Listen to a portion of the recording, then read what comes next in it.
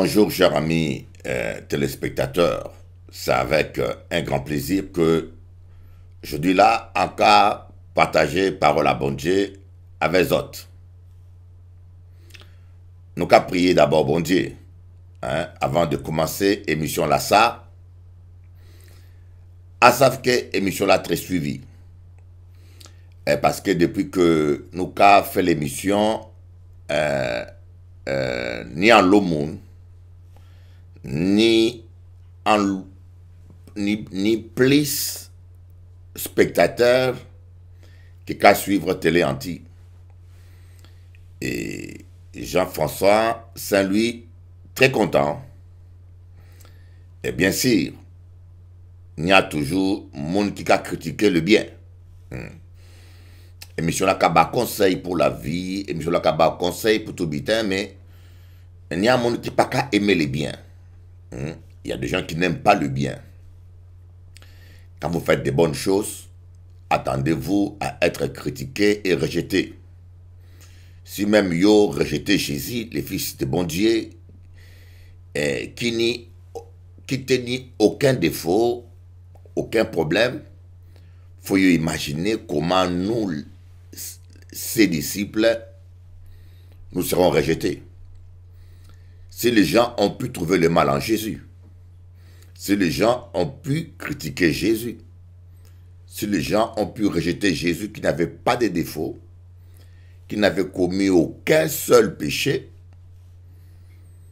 alors pourquoi toi tu fais un drame lorsque les gens te critiquent ou te rejettent? Il y a un petit problème parce que j'ai un programme pour les Antilles. Je dois aller demain aux Antilles. Et le même jour que je vais aux Antilles, il y a le cyclone qui vient. Le cyclone Isaac. Mais le cyclone Isaac a été rétrogradé en tempête tropicale.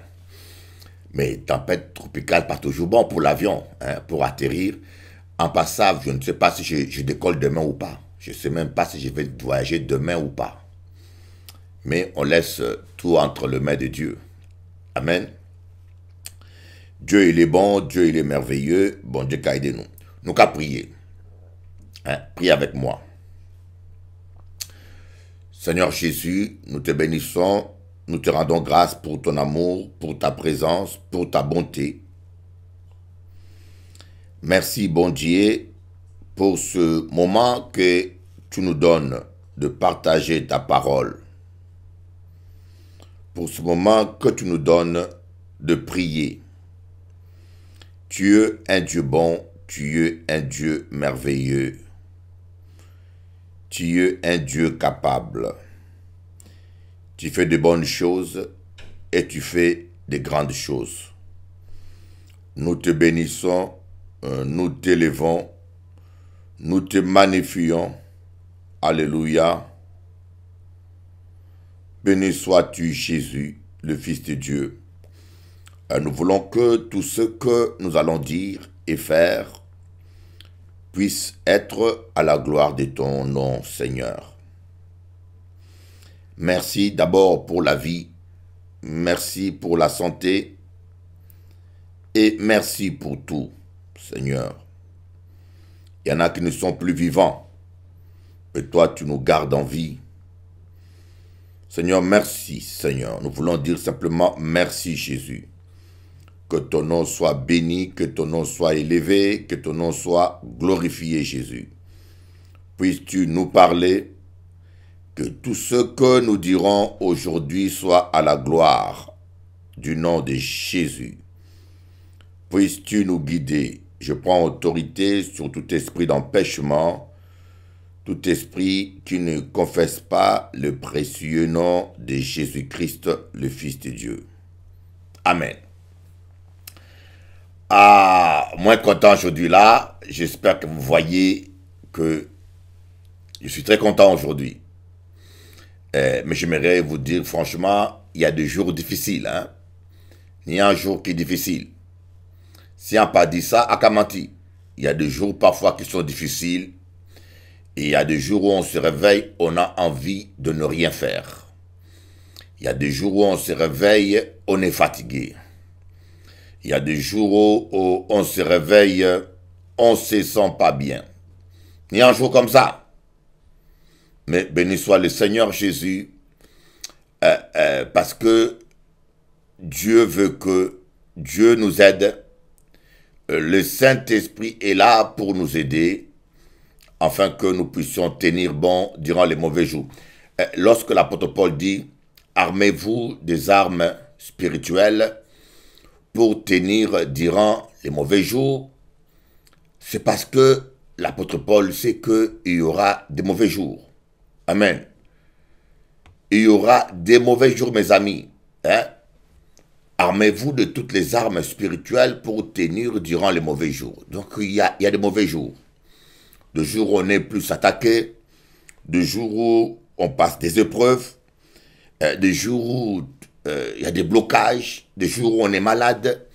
Il y a des mauvais jours où nous passons, comme on a dit, qui vivra verra, qui a vécu a déjà vu. Hein? Quand tu vis sur terre, on sait qu'il y a des mauvais jours. Mais moi, aujourd'hui, je suis dans les bons jours. Donc, à lire 1 Corinthiens, verset 10, 1 Corinthiens, chapitre 10, le verset 13. 1 Corinthiens, chapitre 10, verset 13.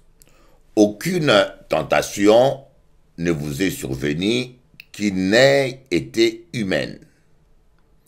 Dieu est fidèle et il ne permettra pas que vous soyez tentés au-delà de vos forces. Mais avec la tentation, il prépare aussi les moyens d'en sortir afin que vous puissiez la supporter. En cas, aimez-la parce que hier et dimanche, nous avons parlé de la tentation. Et verset que nous avons étudié, le verset que nous allons étudier aujourd'hui, c'est ce verset-là. Aucune tentation ne vous est survenue qui n'ait été humaine. Dieu est fidèle.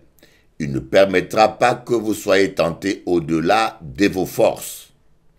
Mais avec la tentation, il prépare aussi le moyen d'en sortir, afin que vous puissiez la supporter. Dieu est fidèle. Est-ce que vous comprenez moi? C'est ce que je veux partager d'abord avec toi. Je veux t'aider à comprendre que Dieu est fidèle. Et que Dieu ne permettra pas que nous soyons tentés au-delà de nos efforts. Il ne faut pas dire que « Ah, c'est plus fort que moi, c'est plus fort que moi. C'est trop dur, je ne pourrai pas, c'est impossible. » Je connais des gens qui sont tombés, qui disent « Ah, pasteur, excuse-moi, c'est plus fort. » Vous voyez, la Bible nous montre là qu'on n'a pas d'excuse. Quand nous péchons ou lorsque nous cédons de la tentation, c'est parce que c'est le péché que nous aimons. Vous voyez. L'amour de Dieu consiste à garder ce commandement. Et si nous aimons le Seigneur, on ne pêche pas. Si nous aimons le Seigneur, on ne pêche pas. Je suis un homme comme toi, gardez-moi bien. Gardez-moi bien, moins jeune, moins beau. Et pourquoi pas ni maîtresse? Pourquoi pas ni maîtresse? Pourquoi pas ni 2, 3 maîtresses? C'est parce que moi, j'aime bon Dieu. Ni en l'eau pasteur, aujourd'hui là, qui a fait business. Ni en l'eau, on connaît en l'eau charlatan, qui se disent pasteur, apôtre, yo proclamer yo même apôtre, yo proclamer demain yo même prophète, yo demain yo proclamer yo même messieurs les papes. Mais ou pas savent contrôler la sexualité à eux. On peut comprendre, monsieur. Hein? Il y a des gens aujourd'hui qui se font appeler apôtres, ce ne sont même pas des chrétiens. Parce qu'un bon chrétien est fidèle à sa femme. Un bon chrétien, en cas de la vérité, si la vérité là déranger ou en cas de la vérité, un bon chrétien est fidèle à sa femme. Et toi, tu n'es même pas un bon chrétien parce que tu trompes ta femme et tu prêches la parole et tu es pasteur. Et puis, ou pas seulement content d'être un faux pasteur, Yo proclamé yo apôtre, yo proclamé yo ceci, mais dit, oh, bon Dieu, bon Dieu, bon Dieu, bon Dieu, bon Dieu, bon Dieu, qui désordre aujourd'hui là. Mais c'est simplement l'accomplissement des Écritures, parce que la Bible dit, dans les derniers temps, il y aura beaucoup de faux prophètes. C'est pas moi qui dis ça, c'est Jésus qui dit ça. Lorsque vous voulez sortir dehors, vous regardez la météo, on vous dit, l'après-midi il va pleuvoir. Tu prends ton parapluie, tu prends ton manteau contre la pluie, tu sors, imperméable. Et lorsqu'il pleut l'après-midi, est-ce que tu te plains? Si yo sorti, yo savait bien qu'il va pleuvoir parce que tu as vu ça dans la télévision ou dans ton portable qu'il va pleuvoir. On ne se plaint pas. Alors, je ne comprends pas les chrétiens, ils ont dit, ah, en l'eau faux prophète, mais Jésus l'a dit dans les derniers, il y aura beaucoup de faux Christ qui s'élèveront. Ils feront des miracles, ils chasseront les démons. D'ailleurs, il dit, en ce temps-là, beaucoup me diront, Seigneur, Seigneur, n'avons-nous pas chassé les démons? N'avons-nous pas guéri des malades? N'avons-nous pas fait des miracles? Je leur dirai, retirez-vous de moi, vous qui commettez l'iniquité. Et l'un des signes qui annonce la fin des temps, c'est la multiplication des charlatans, des faux prophètes, des faux serviteurs, des faux pasteurs, des faux apôtres. Mais on est en plein dedans. Hein? On est en plein dedans et nous, on voit ça aujourd'hui, on est en plein dedans. Amen. On est en plein dedans. Cela veut dire simplement que nous devons comprendre que le retour du Seigneur est proche et que toutes ces choses doivent nous aider plutôt à nous préparer au retour de Jésus. Cela ne doit pas nous décourager, au contraire, cela doit nous encourager. Yoka dit, wow, Jésus a déjà prévenu nous, la parole de Dieu a dit ça, nous a prévenu qu'il y aura beaucoup de faux prophètes. C'est ce que nous sommes en train de voir. Donc, Jésus revient bientôt. Il faut nous préparer pour ne pas rater l'avènement du Fils de l'homme. Alléluia. C'est ça la parole de Dieu. Alors, avant de continuer, nous allons écouter un vlog, écouter chant moi là qui a aimé, chant là que moi écrit. Aka expliquer l'historique de ce chant. L'historique des chants là, ça, wow. A aimé chant là en l'eau même. Et aka expliquer après comment moi écrit chant là. Amen. Aka expliquer après comment moi écrit chant là. L'Afro Soukous Rumba Studio. Rumba Soukous, Ania Lochan, ici. Alléluia. Nous allons écouter ça. Merci Jésus. Merci Jésus. Merci Jésus. Merci Jésus. Kora Baba Shondoro Baba. Vous savez, Rabashotoro Baba Baba Baba Baba Baba Baba Baba Shokoro Baba. Oh Rababa Shindoro Baba Baba Shotokoro Baba. Sakara Baba Yondoro Baba Yandara Baba. Yoromana Yakara Baba Yandara Baba. Koriandara Baba Baba Baba Baba Baba Baba Baba Baba. Oh, Rababa Shandara Baba Yukuru Baba Rababa Yukuru Baba. Alléluia, Alléluia. En vrai, cherchez ce chant-là.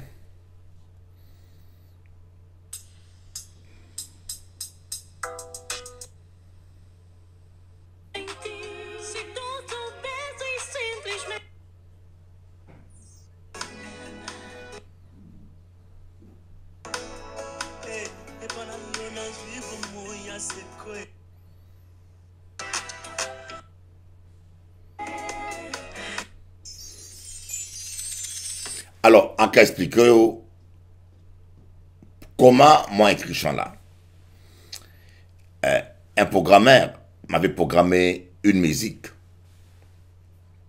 Pour le studio, j'avais invité Popo Lipo. Popo Lipo, c'est l'un des plus grands guitaristes. L'un des plus grands guitaristes du Congo, du Soukous. Il a joué avec les plus grands Koffi Olomide, Pepe Kale, Papa Wemba, tous les grands musiciens, groupe Zaiko Langalanga. Popo Lipo a joué avec tous ces gens-là. Et surtout, Monsieur Chrétien, Monsieur Correct. Alors je dis, il faut que celui-là joue dans mon album. Et je l'appelais, il ne répondait pas. Je l'ai appelé plusieurs fois, il n'a pas qu'à jamais répondre. Monsieur occupé. Alors, la musique, j'ai comparé pour qu'il joue. On a écrit des chants dessus, on a chanté au studio avec Clovis. Et après qu'on a terminé le studio, Popo m'appelle au téléphone, me dit, Bishop Eli, je suis prêt, je viens. Je dis, wow, mais qu'est-ce qu'on va faire? Est-ce que je vais effacer tous les kidars qui ont déjà été enregistrés? Alors, une idée, bon Dieu, bah, moi une idée. Je me suis dit, je prends la même batterie, de la même programmation, j'enlève tout ce qui est piano, kidar, basse, je garde que la batterie. Comme ça, on va faire une autre musique sur le même rythmique. Alors au studio, j'ai dit à Rasti, enlève tout. Il a tout enlevé, il a laissé que la batterie. Il a laissé que la batterie. Et puis je lui ai dit, voilà, allez, vas-y, mets la musique. Et il a joué deux, trois pianos dessus. Et puis Popo Lipo est venu, il a mis ça, c'est Kidar. Et j'ai composé les chants au studio Karma. J'ai composé les chants au studio Karma. Et Raciem a dit, ouais, Bishop Eli au fond même. Parce que Raciem m'écoutait quand j'ai composé les chants. Quand j'étais en train d'essayer de trouver une belle mélodie. Et voilà, je crois que c'est le chant qui me plaît le plus dans l'album. Alors, en cas les autres, écoutez ça.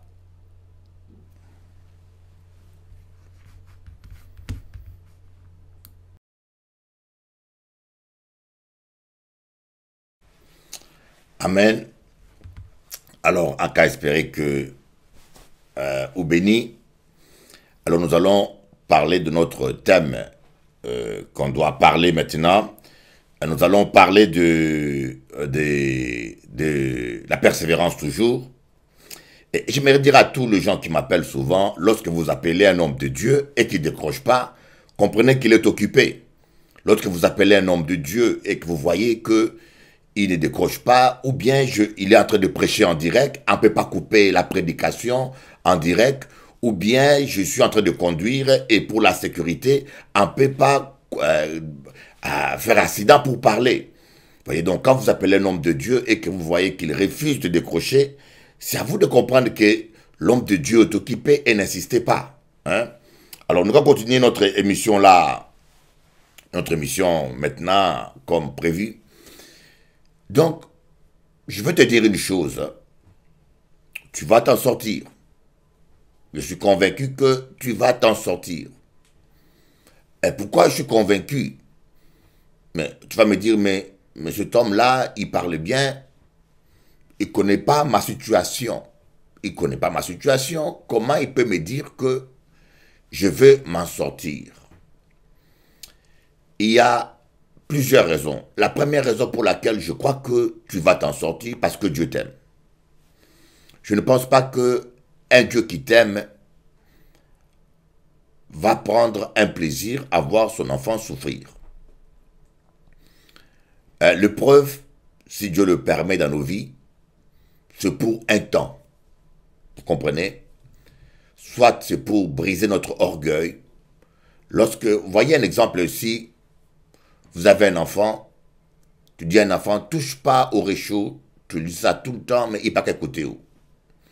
Un jour, tu vas laisser les réchauds pas trop chauds, hein, pas trop chaud, un petit peu chaud, et tu laisses l'enfant le toucher. Tu dis peut-être que il va sentir le feu, il va comprendre.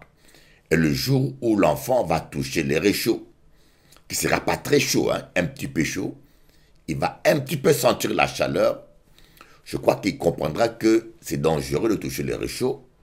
Vous n'aurez plus à le lui répéter. Et c'est un peu la nature humaine. Nous avons du mal à obéir à Dieu, voyez. Nous avons du mal à obéir à Dieu, parfois nous sommes très têtus. Quand Dieu dit ne pêche pas, on n'écoute pas. Hein? On dit, tu veux être en bonne santé, éloigne-toi du mal. Mais nous ne comprenons pas quelle relation il y a entre le mal et la santé physique. Nous sommes toujours en train de faire des bêtises, de détruire les autres, de prendre la femme de l'autre, de mentir sur l'autre, surtout de critiquer et de calomnier les autres. C'est ce que nous faisons le plus souvent. Et parfois Dieu, pour nous faire comprendre les choses, c'est l'une des raisons pour laquelle Dieu permet l'épreuve. Surtout dans un but formateur, dans un objectif pédagogique. Voyez. Donc Dieu permet l'épreuve pas pour nous faire souffrir, hein, pas pour nous faire souffrir, mais il permet l'épreuve pour nous apprendre des choses, pour que nous puissions comprendre certaines choses, voyez, certaines choses que nous ne pourrons jamais comprendre, mais que nous comprendrons simplement par l'épreuve.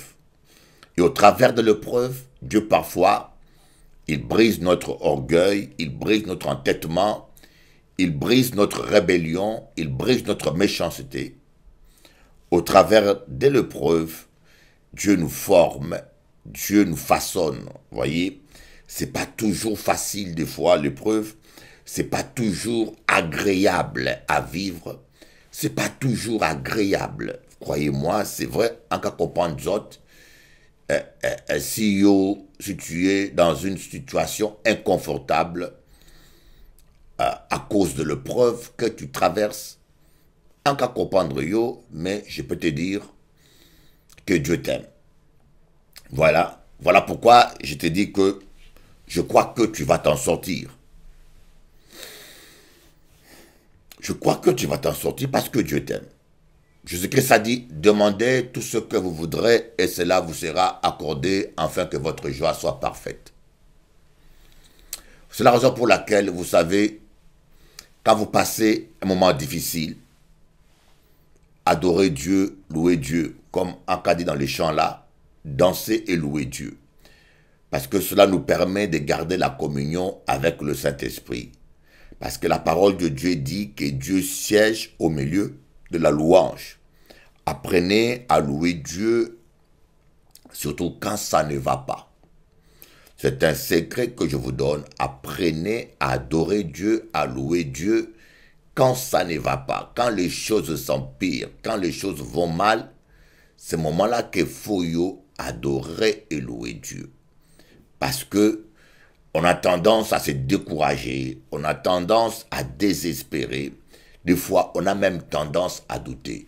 Vous savez, croyez-moi, la Bible dit, on l'a vu mes amis, hein, Dieu prévoit toujours un moyen de nous délivrer. Voyez, avec Dieu qui permet l'épreuve, prépare aussi un moyen pour nous en sortir. Hein. C'est ce que dit la Bible. La Bible n'a pas qu'à mentir. Amen. J'espère que vous croyez que la parole de Dieu ne ment pas. Dieu qui permet l'épreuve, il prépare aussi un moyen afin que nous puissions nous en sortir. Mais le problème, c'est que quand on commence à douter durant l'épreuve, on se déconnecte de Dieu, on se sépare de Dieu durant l'épreuve, et le moyen que Dieu a prévu pour nous aider n'est plus utile, vous voyez. En cas un exemple, je connais quelqu'un qui était dans un petit bateau, vous voyez les petits moteurs pour faire un tour à la plage, et le moteur a eu des problèmes, et le moteur est tombé en panne en pleine mer.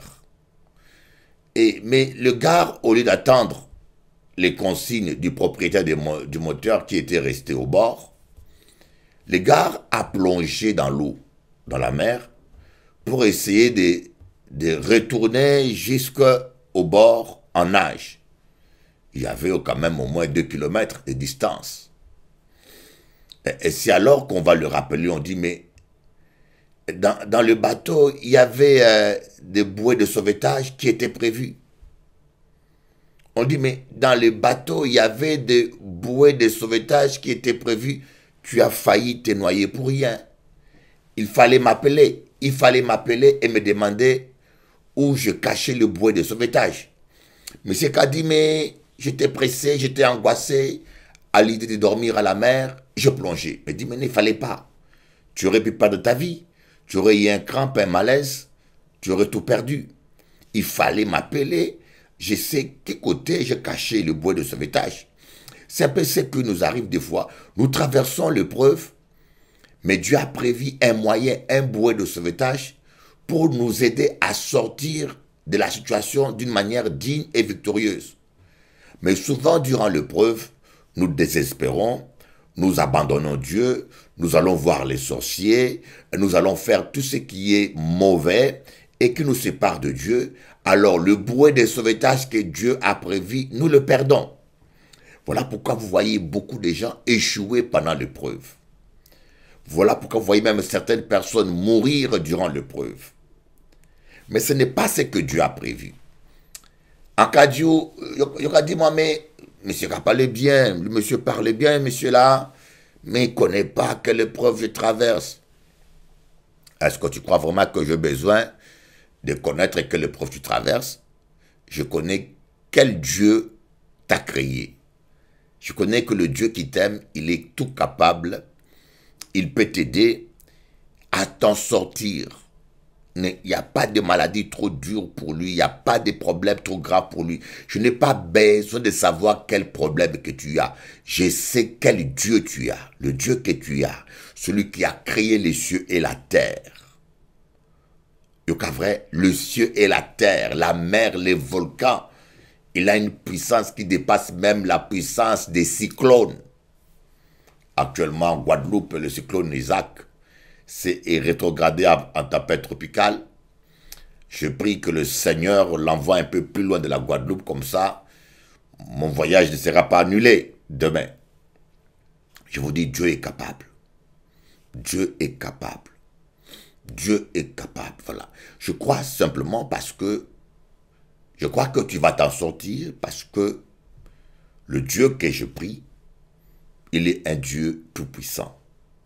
Il est un Dieu tout capable. Il est un Dieu merveilleux. Il est un Dieu glorieux. Et il t'aime.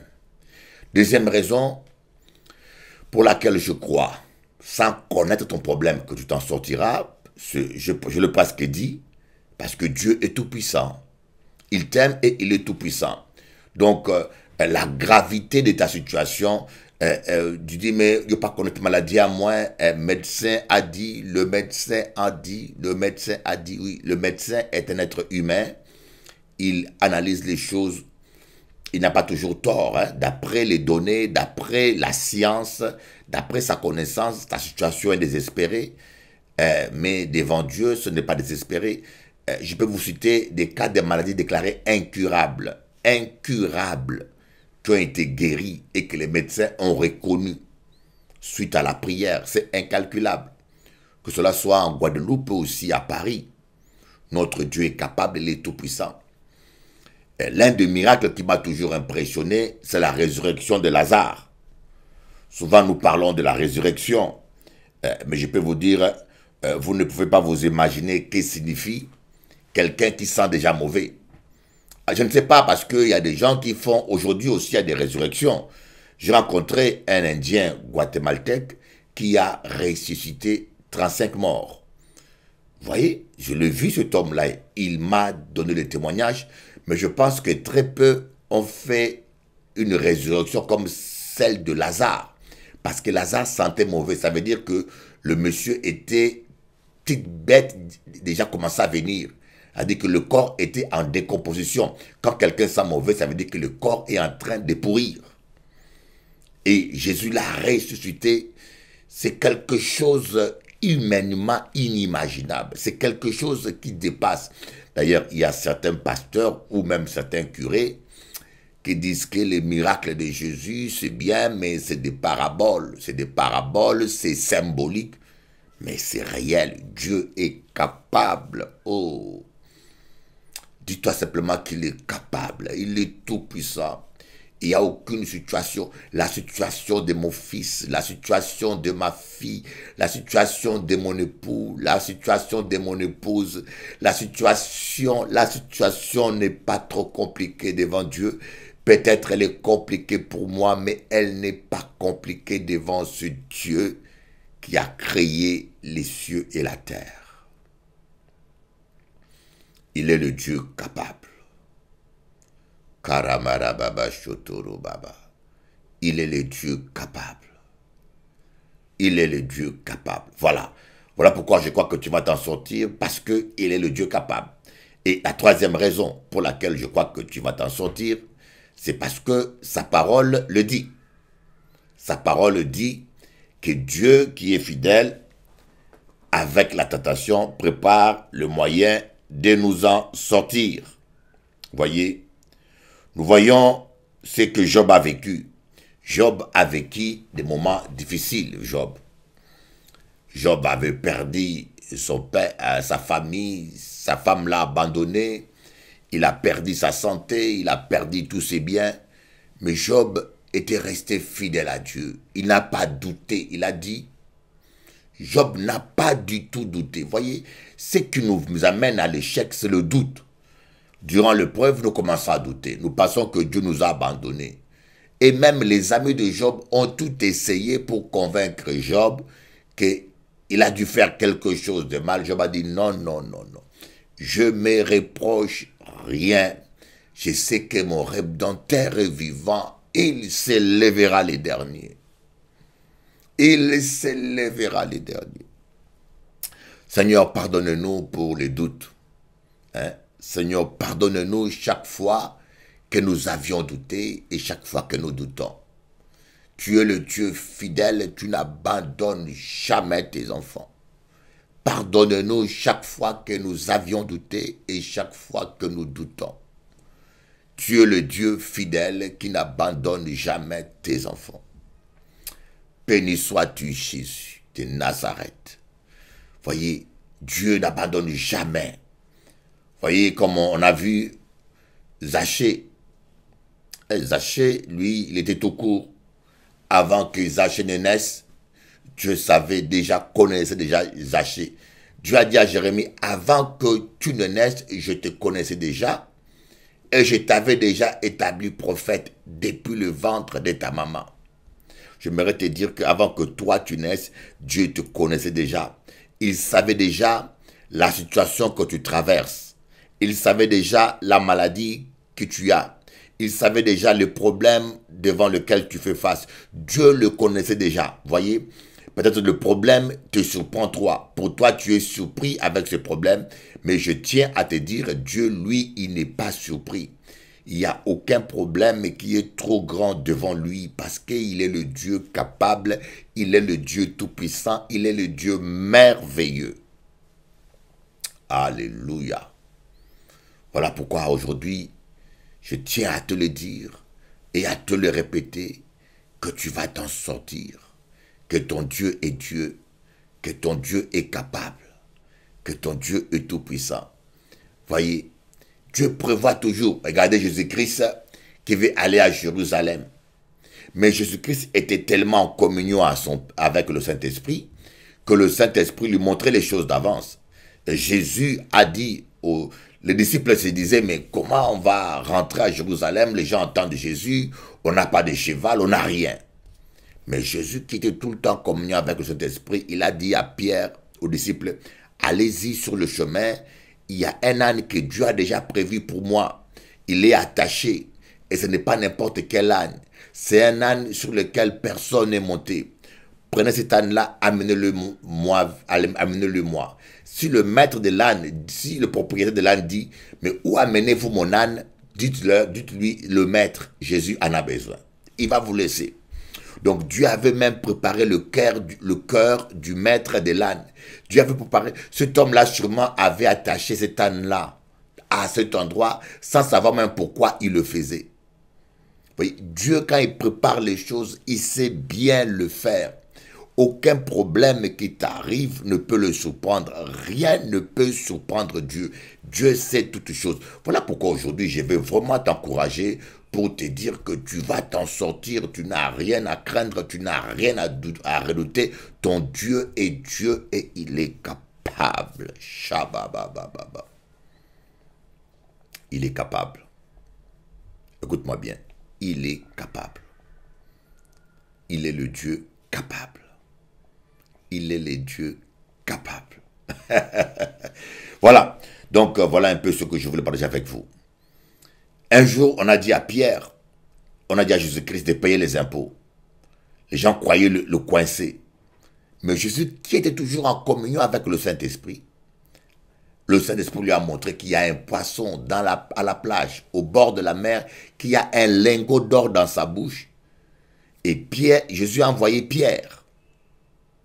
Pierre est allé au bord de la mer, il a vu le poisson, il a ouvert sa bouche, il a trouvé le lingot d'or et il a payé les impôts. Écoute-moi bien, c'est pas parce que nous ne voyons pas la solution qu'il n'y a pas la solution. Pierre, lui, sûrement, il ne voyait pas la solution, mais Jésus l'avait déjà vu. Nous sommes souvent perdus parce que nous ne sommes pas en communion avec le Saint-Esprit tout le temps. Jésus était tout le temps en communion avec le Saint-Esprit. Et le Saint-Esprit lui montrait où était exactement le moyen que Dieu avait préparé pour qu'il s'en sorte. Le Saint-Esprit montrait à Jésus tout le temps où était le moyen préparé par Dieu pour qu'il puisse s'en sortir. Mais le problème que nous avons, nous sommes souvent tellement dans des cancans, tellement dans des paroles inutiles, tellement dans des colporages, tellement dans des rapportages que nous perdons la communion avec le Saint-Esprit.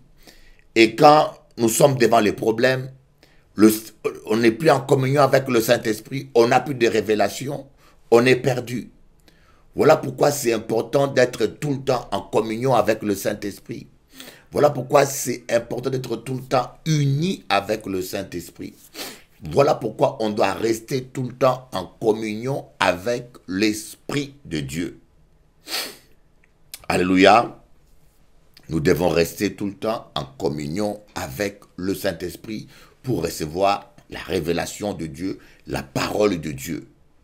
Jésus était tout le temps en communion avec le Saint-Esprit. Mais le problème que nous avons, nous brisons, Yoka dit, mais la communion avec le Saint-Esprit, on le perd lorsqu'on calomnie les gens, lorsqu'on critique les gens, lorsqu'on parle du mal des gens, lorsqu'on fait tout ce que nous faisons souvent qui n'est pas la gloire de Dieu.